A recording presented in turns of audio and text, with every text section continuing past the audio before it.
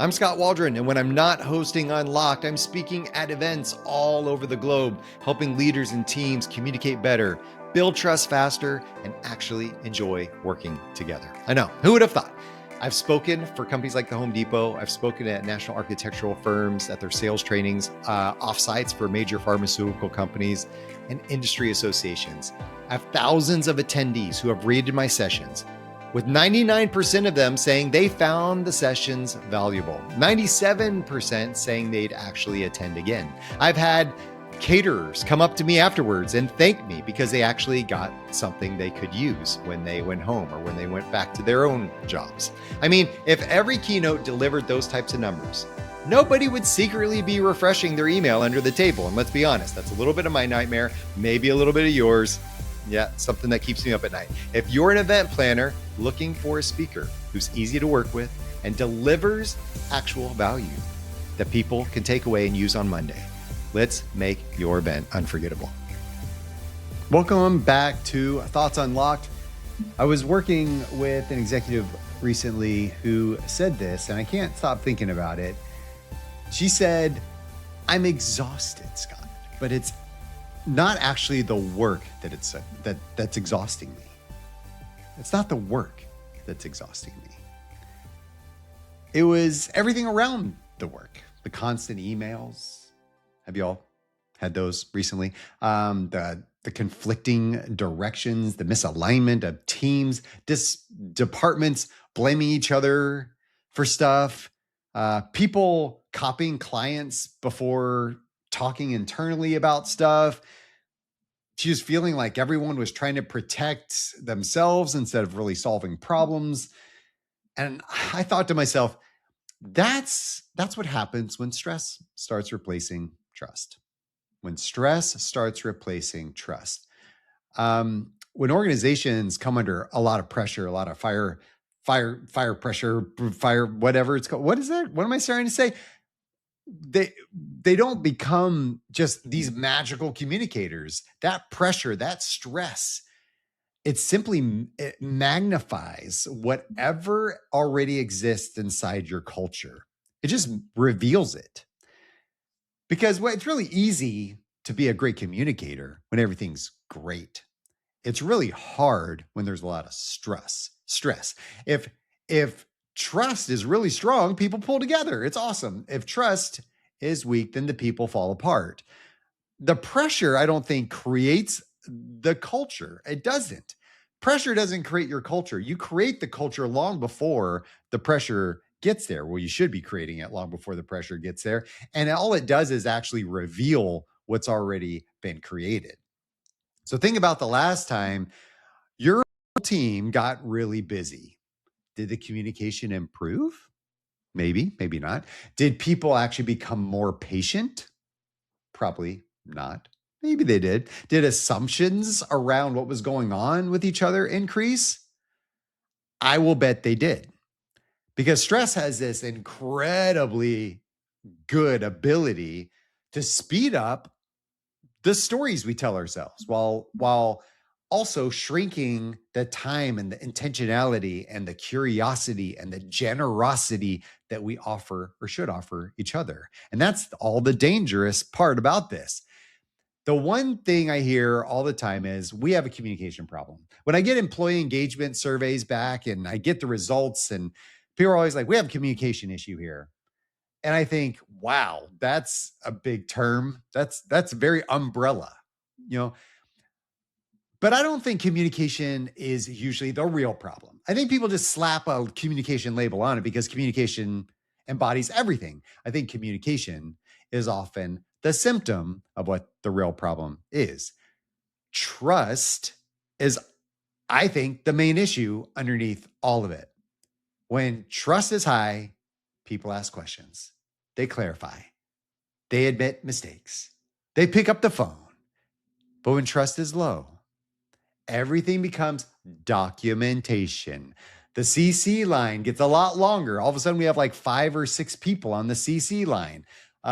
Reply all becomes what we do here. People start copying their managers. Then they copy directors. And sometimes they even copy the client to cover their own butt. Not because all the communication got better. We're just being more thorough. We're just keeping people in the loop. It's because self-protection got a lot stronger.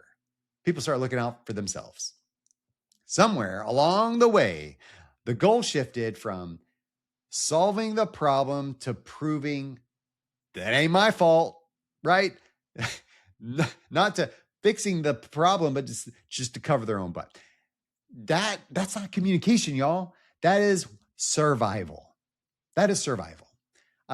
Stephen Covey said one time in The Speed of Trust, he said, when trust goes down, speeds go down and cost goes up. When trust goes down, what goes up? Speed and cost. Speed and cost, those go up.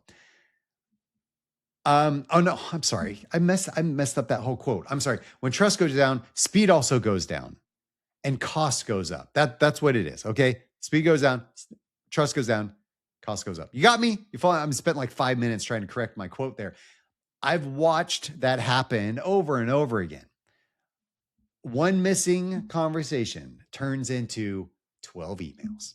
One unclear expectation becomes 3 follow-up meetings. One misunderstanding creates weeks of frustration. Not because people are all bad at their job. People aren't bad at their jobs, right? All the time. Now, some people are bad at their jobs. Let's be real. Trust becomes really expensive in those times.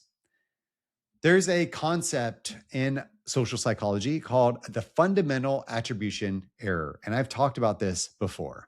It's our tendency to explain other people's behavior by their character, while explaining our own behavior by our circumstances or our intentions. When I miss a deadline, it's because I had too much on my plate.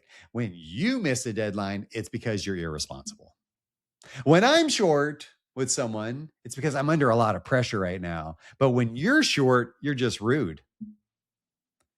Our brains, they naturally tell stories, and those stories become labels. That person's rude, that person's lazy, that person's irresponsible, that person doesn't care, etc. That's why one of my favorite leadership principles is this one. People don't need the benefit of the doubt. They need the benefit of the question. You like that? People don't need the benefit of the doubt. They need the benefit of the question. Think about that. The benefit of the doubt assumes you have an answer. It assumes it closes the story loop that we all want to close, and we don't have to ask questions because I already know the answer, supposedly. The benefit of the question stays curious. Instead of saying, why would they do that? Ask, so help me understand what happened here. Instead of, hey man, you really dropped the ball on this one, you could ask, so tell me what got in the way of this thing getting across the finish line. And instead of just assuming they don't care, why don't we ask them, please help me understand like kind of what I'm missing here. And not like, hey, you failed. What am I missing? Am I missing something? Like that's going to create a little bit of defensiveness there. No, in a caring way. Curiosity. Are you really being curious? Those are the kind of questions that I want you to ask to increase accountability. Yes, you don't have to be a jerk to hold people accountable. You can be a good person and be curious and still want to raise up the idea of accountability. It improves the diagnosis because with a better diagnosis, you're going to find better solutions. A horrible diagnosis leads to horrible treatment of the problem. Okay? Think about being sick. If you have a wrong diagnosis, a doctor, somebody else is going to issue the wrong medication. It's not going to help you. Let's figure out better diagnosis, create better solutions. One of the easiest ways really to rebuild trust is to assume confusion before assuming incompetence. Wow, confusion. That would mean I would have to admit that maybe I was the issue. Maybe I'll have to admit that I wasn't clear in my instruction. I'll have to admit that I've layered on too many things and put too many things on their plate. I wish more leaders lived by that sentence. assume confusion before assuming incompetence. I mean, a lot of people are confused by unclear expectations, broken systems, competing priorities, or just simply people trying to do the best they can with incomplete information that they have. When leaders jump straight into judgment, they create fear, they create shame, they create guilt. And that doesn't do anybody any good. It actually creates the reverse of what you want. When I shame somebody, Amy Cuddy does some research, Harvard professor, on shame, and talks about the idea that when we shame somebody, they actually retreat because they're looking for safety. Shame is a threat response. There's a threat response to shame. And so what they do is they retract for safety, and then they disengage even more. When we begin with curiosity, we create a learning opportunity. So here's an exercise I want you to use with your teams. When something goes wrong in a meeting, I don't want you to be like, okay, who's responsible? What happened? Start with this question. What made this problem possible? Wow. What made this problem possible? Watch what happens. The conversation will immediately shift from blame to systems. Because if we can get away from tagging everything on a person and a character issue and talk about systems and friction, then we move from personalities to the process, from actually defending ourselves to improving what happened. And that's where I believe healthy cultures live.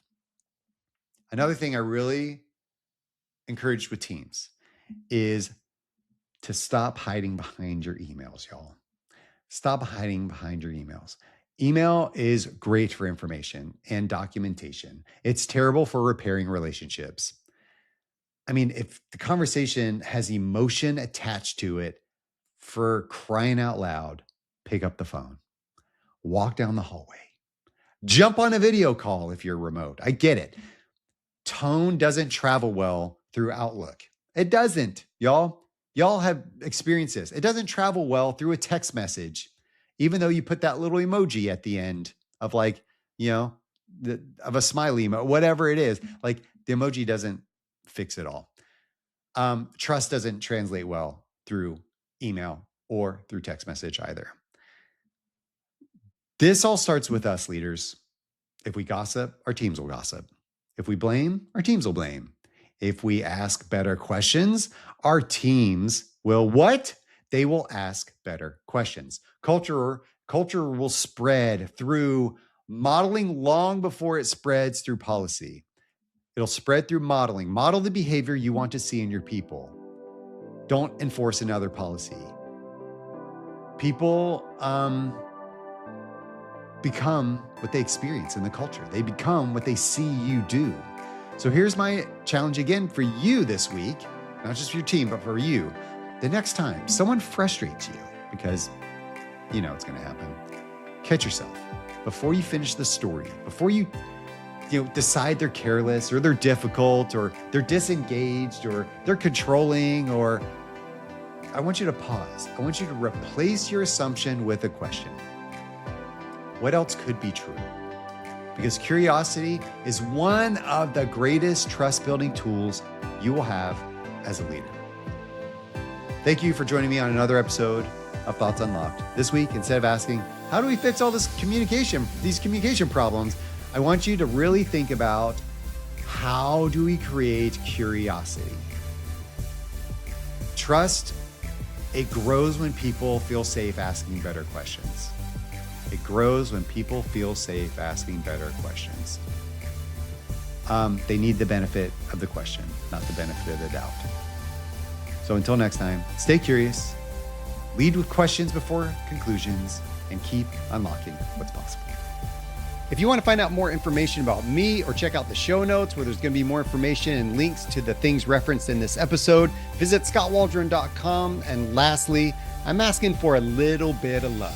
Just a little bit. So please take a moment, follow, rate the show. The algorithms like that. It helps me get the word out. I really appreciate it. Thank you. And until next time, stay unlocked.